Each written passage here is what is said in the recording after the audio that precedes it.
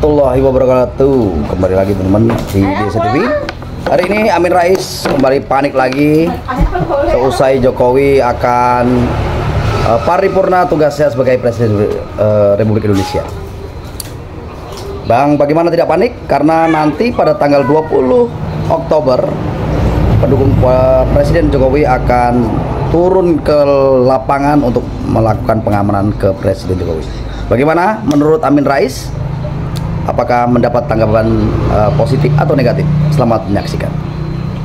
Masih ingat dengan manusia yang satu ini? Kalau aku sampai mati nggak akan lupa. Belum masuk ke kuburan politik pada 2 Oktober nanti, Jokowi sepertinya masih mencoba kecelakaannya, bukan mencoba keberuntungannya ya, yang dipersiapkan secara kalap atau mata gelap. Nah, tanggal 22 September besok, jadi 20 hari lagi, direncanakan akan ada apel besar-besaran di Jakarta yang akan diikuti, ini katanya, oleh sekitar 20.000 pasukan berani mati. Nah, kata pimpinan pasukan berani mati itu namanya Sukodikdo Wardoyo. Mereka punya komitmen dalam menjaga Jokowi dan keluarga dari anasir jahat yang ingin menjatuhkan Jokowi dari kekuasaan. Nah, dia mungkin lupa, toh Jokowi alias Mulyono itu sudah pasti lengser di tanggal 20 Oktober tahun ini. Nah, pasca 20 Oktober besok, Mulyono sudah tidak ada lagi di panggung politik nasional.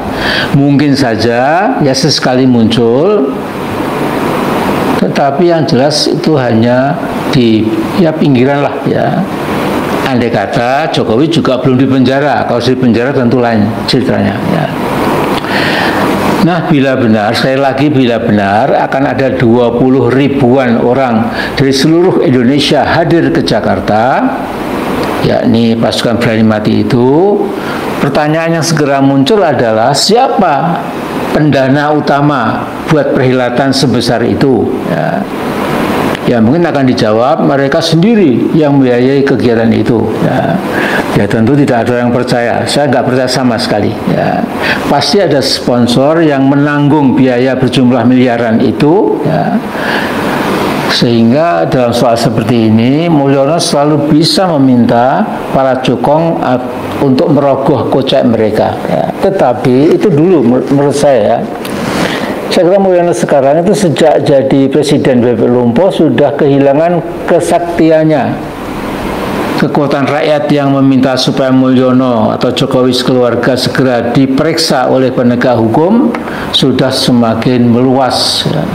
Saya berani mengatakan hari-hari ini Mulyono semakin resah, gelisah, galau, dan tidak mampu lagi tertawa lepas hahaha ya, seperti masa-masa kemarin ya.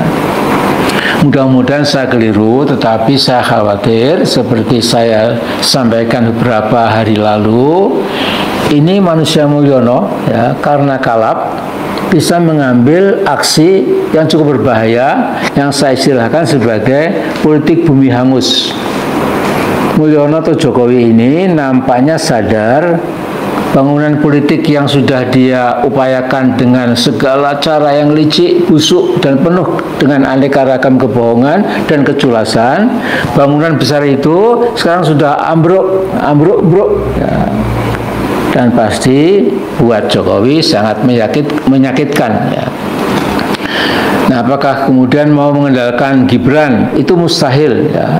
Gibran bagaikan mentimun bongkok, ada, tidak ada, itu tidak ada masalah ya. Jadi orang Jawa bilang Gibran itu seperti timun wungkuk jogo imbuh ya. Jadi ada tidak adanya itu tidak berpengaruh ya, karena siapa dia itu ya. Dan tentu bagi Pak Prabowo, Gibran ini si timun wungkuk jogo imbuh itu betul-betul jadi beban ya. Itu perhatian ahli bagaimana caranya menghilangkan beban itu.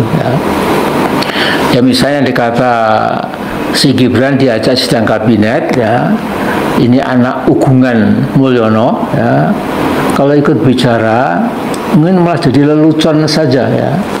Wong buka warung martabak Markobar saja tidak laku, tidak sampai setahun sudah bangkrut. Lantas diskursus apa yang bisa dia sampaikan? Tentu nothing, tidak ada sama sekali. Ya. Atau kemudian Jokowi mau mengandalkan Kaisang, membanggakan Kaisang.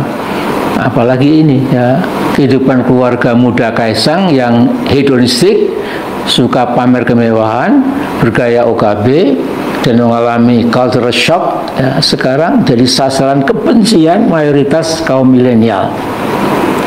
Jadi Kaisang juga sudah tertutup jalan buntu, mau nyagup diketawain ayam, mau nyalon wali kota juga tidak ada yang akan memilih kecuali milenial yang keblinger, ya. Sementara itu Bob Nasution dan Kahiyang binti Mulyono sekarang namanya sudah jatuh tuh. Ternyata istilah Blok Medan dalam persidangan korupsi bekas Gubernur Maluku Utara Pak Abdul Ghani Nasuba menyebutkan Blok Medan tak lain dari pasangan wali kota Medan dan istrinya yang ibarat Dracula, taringnya itu sangat panjang, sangat jauh, sehingga minta jatah ikut menambang nikel di provinsi Maluku Utara. Nah, hampir semua pengamat politik yang jeli berpendapat tidak mungkinlah ya Presiden elek Prabowo sudi melanjutkan esensi pemerintahan Mulyono yang apatriotik, memecah belah bangsa, menjadikan kebohongan dan kepalsuan sebagai seni berkuasa, mengunggulkan kepentingan pribadi dan keluarga sebagai segala-galanya, tamak dan serakah. Jadi ini tidak mungkin Pak Prabowo yang ukuran kepemimpinannya itu jauh di atas Jokowi lantas kemudian disuruh meneruskan kebijakan Jokowi. Nah, si bebek lumpuh Mulyono ini makin dekat ke 20 Oktober makin terus berlagak seperti presiden yang tidak mau turun panggung, ya. Nah, di konteks inilah saya merentang pikiran saya, bisa jadi di sisa umur politiknya yang makin mengerucut habis pada 20 Oktober nanti, itu Mulyono akan membuat gebrakan terakhir, the last hurrah, ya. Misalnya, dia mengundang semua lurah atau kepala desa se-Indonesia ke Jakarta, atau juga mengundang kepala daerah tingkat 2, wali kota dan bupati, atau bahkan mengundang kepala daerah tingkat 1, para gubernur ke Jakarta. Untuk apa? Ini cuma perkiraan saya, ya. Yaitu untuk membuat kebulatan tekad supaya pelantikan presiden yang baru itu bisa diundur. Dengan alasan misalnya yang dicari-cari ya seperti kondisi bangsa sedang semerawut sehingga tidak kondusif untuk dilakukan penggantian kepemimpinan nasional. Ya ini kan tentu ya tidak masuk akal, ya. Jadi minta Raja Jawa Gadungan yang melekat dalam diri Mulyono atau Jokowi itu memang sudah muncul sesuai aslinya, ya. Jadi Jokowi ini ya itu merasa hebat, pandai, ampuh, lantas seolah-olah menyatakan sopo siro, sopo ingsun. Ya, atau pepatah Jawa itu selengkapnya menurut Profesor Nur Syam dari Surabaya, adigang, adigung, adiguno, sopo siro, sopo ingsun. Nah, jadi Jokowi bukan kader PKI itu saya iyakan. Ya, dia bukan kader PKI. Saya setuju, tetapi si Mulyono ini Jokowi jelas pencinta PKI. Dia saja Kepres nomor 17 tahun 2022 yang berisi permintaan maaf pada PKI. Tempo.com menulis, ini saya bacakan ad verbatim, Presiden Joko Widodo mengeluarkan Kepres nomor 17 tahun 2022 sekaligus permintaan maaf pada PKI. Ini luar biasa, ya. Bukan PKI yang diminta maaf karena sudah melenyapkan nyawa para ulama, para tokoh Islam, tapi juga sudah mengubur dengan cara sangat sadis, ya, yang namanya Tuparev ya, 7 pahlawan revolusi itu ya, di lubang buaya ya. Ini dibalik oleh si Jokowi ini ya. Kita yang minta maaf pada PKI ya. Jadi saudara sekalian, sebangsa setanah air, saya yakin TNI dengan Sabta Marga, Sumpah Prajurit, dan 8 wajib TNI tidak mungkin, mustahil mau diajak panglima tertingginya yang bermental sontoloyo itu untuk hal yang aneh-aneh, yang nggak masuk akal, yang melawan kepentingan rakyat, yang tidak sesuai dengan konstitusi, dengan undang-undang dan lain sebagainya ya. Jadi kita tentu sadar tidak mungkin ya sebuah keluarga sontoloyo yang semuanya itu koruptor ya, kemudian dibiarkan ya, sementara kepentingan bangsa 280 juta yang sesungguhnya itu adalah punya kedaulatan rakyat kemudian akan disisihkan ya. Jadi ini sesuatu yang tidak masuk akal. Oleh karena itu, kita semua harus mengawasi kegiatan dan kelakuan Mulyono sekeluarga, jangan sampai mereka bisa merusak masa depan bangsa. Cukup sudah Mulyono dengan kebohongannya, ketengilannya, ketakaburannya, kebengisannya, dan lain sebagainya, memperdaya kita selama 10 tahun. Nah, kita jangan malas berdoa supaya Presiden Prabowo nanti dapat mengatasi satu demi satu gunungan masalah berat yang diwariskan oleh Mulyono alias Jokowi.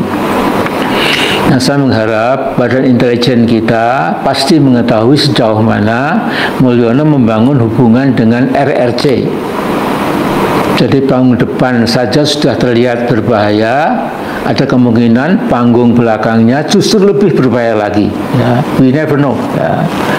Jadi kalau misalnya Jokowi betul berani nekat melakukan apa yang saya khawatirkan di atas, tentu karena dia yakin akan di backup oleh RRC. Jadi abang asuhnya Xi Jinping itu bersedia membantunya. Nah, ini saya yakin nggak terpisahkan sebenarnya langkah-langkah Jokowi from the very beginning ya, dan mengelola pemerintahnya itu memang kiblatnya atau nasihat abangnya atau pamannya itu namanya Xi Jinping dari RRC. Ada banyak kesamaan ya, antara dua oknum ini ya. Nah, karena itu saudaraku sebangsa setanah air, saya yakin ya, kalau sampai misalnya Mulyono Jokowi ini itu berani masih menggalang-galang ya, sisa-sisa kekuatannya itu dengan mengundang kepala desa atau lurah, bupati dan lain-lain, itu betul-betul memang dia bodoh sekali ya. Sudah bodoh, konyol, tapi kemelindi atau kemerundu ya, luar biasa ya. Nah, jadi saya mengajak bangsa besar ini ya untuk memantau sungguh-sungguh ya, supaya sepak terjang Jokowi Mulyono ini ya harus dikonten ya, tidak dibiarkan lepas bebas ya, karena dia ini sudah mata gelap, sudah kalap ya. Bisa saja kemudian dia mengganggu ya, membuat kisruh rusuh ya, semrawut politik kita itu ya, dan di situ dia bisa melakukan aksi-aksi bunuh dirinya ya. Saya kira begitu saja. Lantas yang terakhir ya, jadi larangan komunisme, Marxisme, Leninisme itu tertuang dalam TAP MPRS nomor 25 tahun 1966 ya. Itu tidak bisa dirubah oleh siapapun, oleh lembaga apapun ya. Itu kesepakatan ya. Bahkan di MPR zaman saya pun itu juga diulangi lagi kesepakatan itu ya. Apalagi dalam bab 11 Undang-Undang Dasar kita itu bab agama pasal 29 ayat 1 mengatakan negara berdasarkan ketuhanan yang Maha Esa. Nah, kemudian saya akan bacakan sebuah ayat penting ya. ini Allah biasanya memanggil orang-orang beriman, ya. Jadi alladzina amanu itu paling banyak, ya. Tapi juga beberapa kali Allah memanggil manusia pada umumnya. Kalau anak turunnya orang PKI itu tidak boleh dikaitkan dengan bapaknya atau pamannya atau apalagi mbahnya, ya, tidak boleh, ya. Karena agama sudah mengatakan besok di akhirat pun, ya, tidak boleh ada seseorang, ya, itu disuruh menanggung kesalahan orang lain, dosa orang lain, ya. Bahkan yang akrab saja itu adalah keluarga. Orang tua nggak bisa menolong anak, sebaliknya anak nggak bisa menolong orang tua, ya. Inilah kebesaran demokrasi di Indonesia, ya. Jadi udah dengar kan apa dibilang tadi, bahwasanya anak muda yang pentungan itu ibaratkan pupuk yang membuat subur tumbuhnya demokrasi.